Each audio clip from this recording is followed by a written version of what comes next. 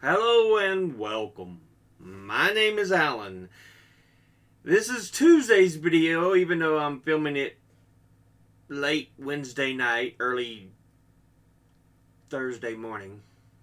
But we are back with more. The Massacre at El Mozote. Now, let's go ahead and jump into this. Whatever one can say about the logic of this view and its premise that the guerrillas, had they managed to attain power, would have acted anywhere near as violently and savagely against their own people as the Salvadoran army had already done. Abram's position certainly did not produce the extended morale, self-lacerations, and the abrupt shifts in policy of the Carter administration. In part, no doubt, this was because it was just that, a position. For by the winter of 1981, it had become clear to all, including the Salvadoran officer court, that for the Americans in El Salvador, national security came first. Abrams' argument appears to have been aimed at persuading those Democrats most prominently, who, however much they deplored human rights abuses in El Salvador, nonetheless worried about taking the blame for any advance of communism in the hemisphere.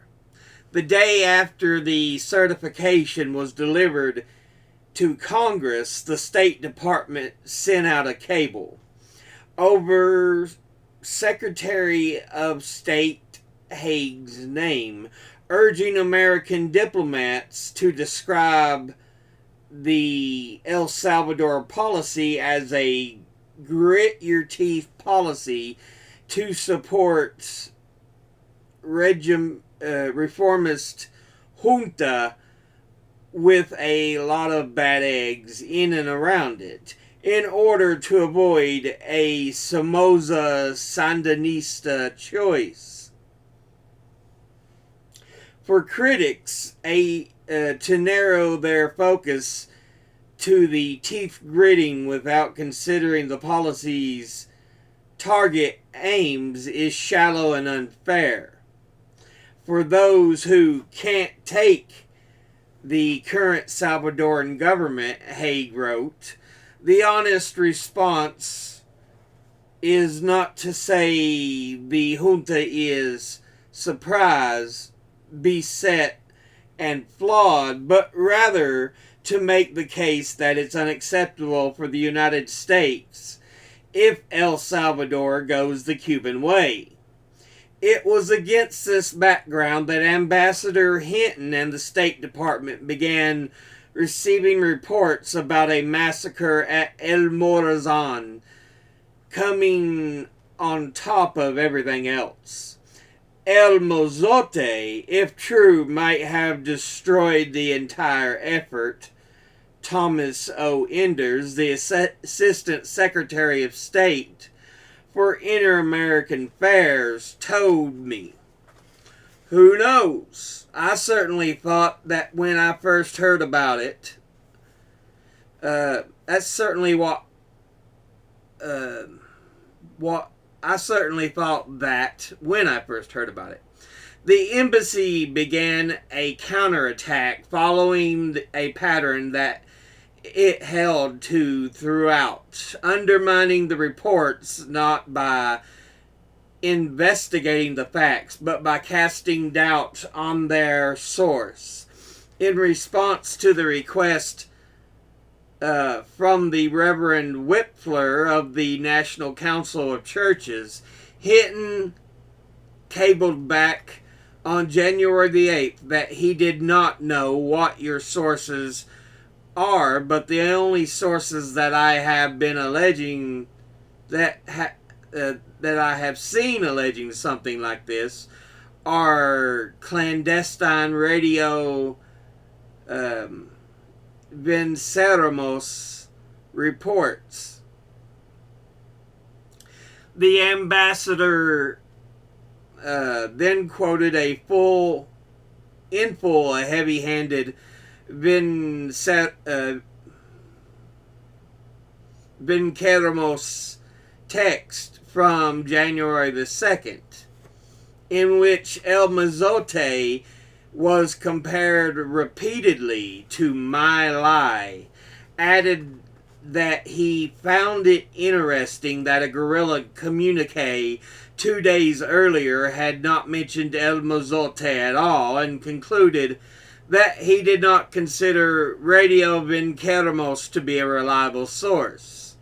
Hinton, who declined to be interviewed for this account, must have known the National Council of Churches would not have got its information from Radio Venceremos. Among other things, Whippler's cable was sent before the station had resumed broadcasting. He himself had probably already received reports from sources of his own that something had happened in Morazan. After all, no fewer than 10 American advisors were working with the Atacado at the time. According to one of them, members of the Mill Group, the military advisory group in the embassy, had telephoned the Atacado base in La Libertad within a few days of the massacre. They called up and talked to the special forces people and told them they wanted Monterosa to come in. They wanted to talk to him about something that had happened during the operation. This advisor told me, but Monterosa just climbed into his helicopter and said, "If they want to talk to me, I'll be out with my troops."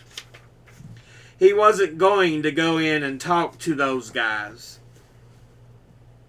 He said, "If I go in and let them talk to me about this thing, I'll never be able to get anyone to go out there and fight for me again." And then he got into his helicopter and took off, heading back to Morazan. How had the Mill Group officers heard so quickly that something had happened in Morazan?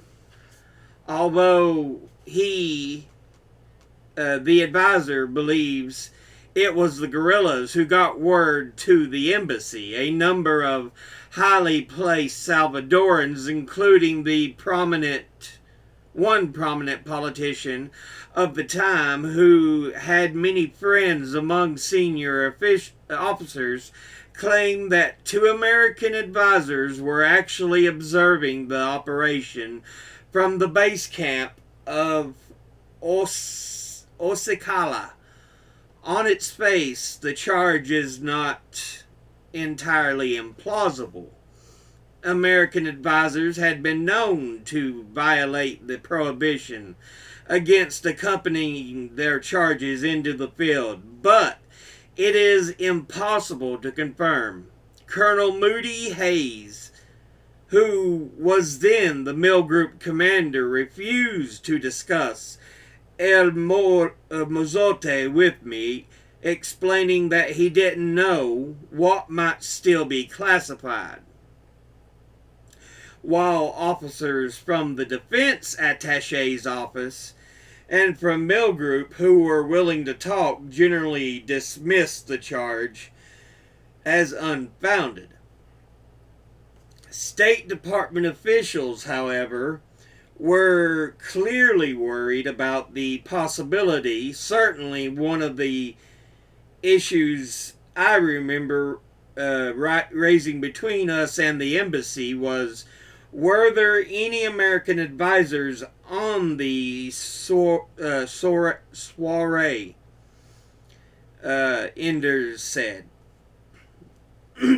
The embassy made a great effort to talk to advisors who were with the Atlacado to try and find out the truth.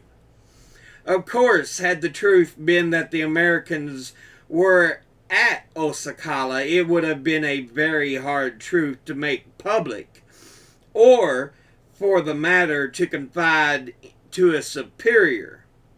The officers involved would surely have known, as Enders conceded, that admitting such an unfortunate misjudgment would have ruined those guys' careers. They would have been cashiered.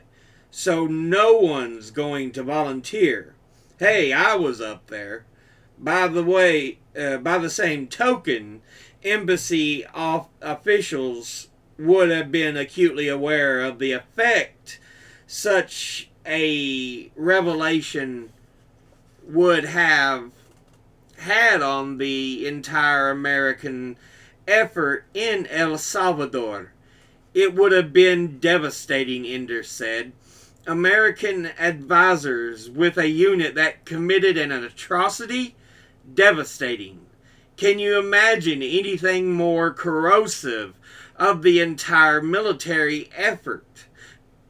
Coming at such a time, it might well have been that the Salvadoran War, in Eder's expression, unfundable. Enders insists, however, that given the small numbers of advisors involved, if they had been there, we would have known about it. Radio Vinceramos, meantime, managed to cast doubt on the entire issue by insisting that Americans had actually accompanied the Atlacado in El Mozote, a charge for which no evidence exists. The radio also apparently claimed, among other things, that the soldiers had murdered children in El Mozote by baking them in ovens. Sometime in mid-December of 1981, contacts of great confidence on the left approached Todd Greentree, the embassy's junior reporting officer, and told him that a massacre had taken place in Morazan. Greentree knew of Operation Rescue from the defense attache's report, but knew nothing about a massacre. I first heard about it from the left. Greentree, who is now the Nicaragua desk officer at the State Department, says. The most important thing was that they offered me a special safe conduct to go up there and see it for myself. Obviously, a decision had been taken very high up in the FMLN to do this for the propaganda purposes. I knew that the guerrillas would never have masqueraded something like this, would never have fabricated it if they were offering safe conduct. I was convinced that something had gone on and that it was bad. I mean, it was pretty clear if they were going to do this that something must have happened. Greentree conveyed this message from the left to Ambassador Hinton. A meeting was held. His response was, "No, you can't do this under guerrilla escort," Greentree says. That would be too risky. and you would just be playing into their hands. I mean, I should emphasize that I never got the feeling that they just wanted this to go away. But there was political and military constraints that we were operating under. As Kenneth Bleakley, who was then the deputy chief of mission, told me, Todd was a very courageous young officer. But it was just too much of a risk to send somebody out there. The decision was clearly the ambassador's to make. Peter Romero, who was an El Salvador specialist at the State Department, says, however much we might have wanted more information, no one in state was going to make that call. It was clearly the ambassador's call. And at the time, basically, the embassy staff down there were targets. They were targeted by the FMLN. Greentree was unable to accept the guerrillas' offer to visit El Mozote and have a look for himself. But as soon as he learned two other Americans were about to do just that. Late on the evening of January 3rd, in the mountains near the Salvadoran border, a dusty car pulled into a stop and disgorged into the barren Honduran landscape two Americans in hiking boots, a man and a woman. They slung their backpacks onto the ground, stretched, peered out about into the darkness, wandered down the dirt track, and after a few moments of searching, found a boy who had been waiting for them, their FMLN contact. The boy watched as the two slung their packs onto their backs and then led them into the quiet darkness, heading down a rocky trail on the bank of a river. In the moonlight, the three, stripped and holding their clothing and their packs above their heads, picked their way steadily through the rushing cold water until they reached the far shore and the border of the guerrilla-held department of Morazan. If I was scared shitless, says Raymond Bonner, all I could think of was the military. What if the military ambushes us? It was not an idle fear. Scarcely 2 months later, soldiers ambushed and killed 4 Dutch journalists as they traveled with the guerrillas. For Bonner of the New York Times and the photographer Susan Massacre, together with Alma Guillermo Prieto of the Washington Post, who followed them into Morazan a few days later, would be the first members of the American establishment press to report on the Salvadoran War from the guerrillas' side. I had been wanting to go in for a long time, says Bonner. Any reporter worth anything wanted to get in.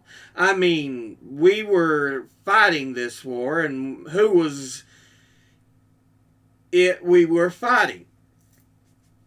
He and Guillermo Prieto had both been working hard for months to arrange a trip in, lobbying through FMLN contacts in Mexico and New York, as well as Salvador. In early December, they had finally seen their trips confirmed, only to have them canceled with the start of Operation Rescue. I went home for Christmas, says Bonner, who, because of the Times did not yet have a bureau in Central America, was technically still attached to the paper's Metro desk. Then I went back down. There was all this cloak and dagger stuff about it. You know, Craig Whitney, then the Times deputy foreign editor, and I had a code worked out. My trip to Alaska may be postponed. Stuff like that.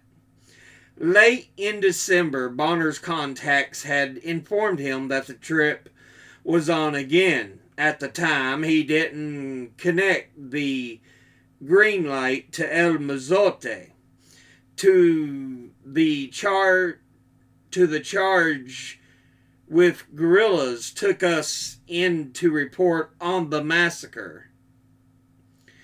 I'd say now. You're damn right they did, he says, but at the time I didn't really know about the massacre. Bonner telephoned Miss Salas, who was in New York, and in a magnanimous gesture, before flying to Tegucigalpa, also put in a call to Guillermo Prieto in Mexico City, who immediately resumed her own desperately intense around-the-clock phone lobbying with her FMLN contacts. A few days later, after rendezvousing with a guerrilla contact in the Tegucigalpa market, she found herself being deposited under a bush in the middle of the night near the Honduran border, along with a pile of supplies. But yeah, we'll go ahead and end this episode here. We're just about done with that chapter. It's been a long one. But yeah, we're starting to see reporters coming down, discovering the massacre, and trying to find out what really happened.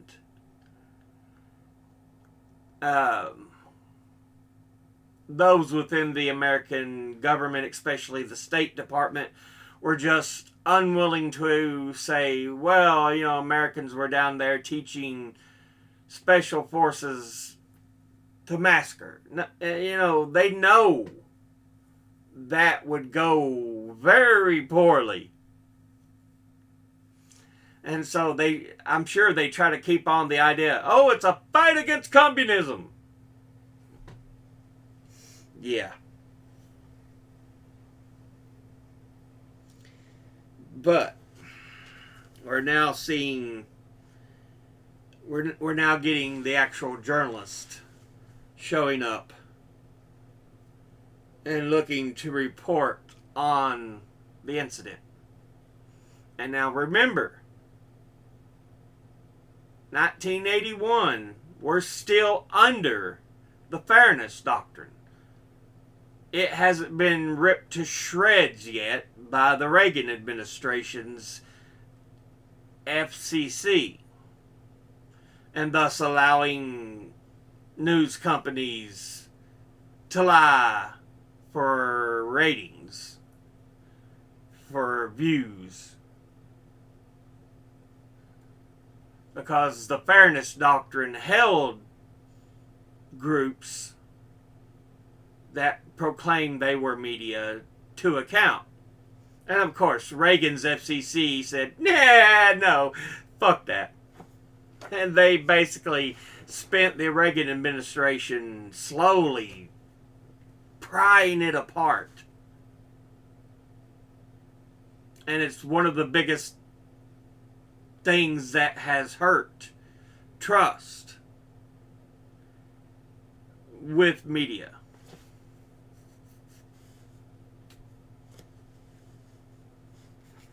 Anyway, as always, educate thyself. Think, read, study, learn. Someone tries to tell you something you have trouble believing, ask them to cite their sources. Thank you all for watching. I'll see you all in the next one. Until then, later.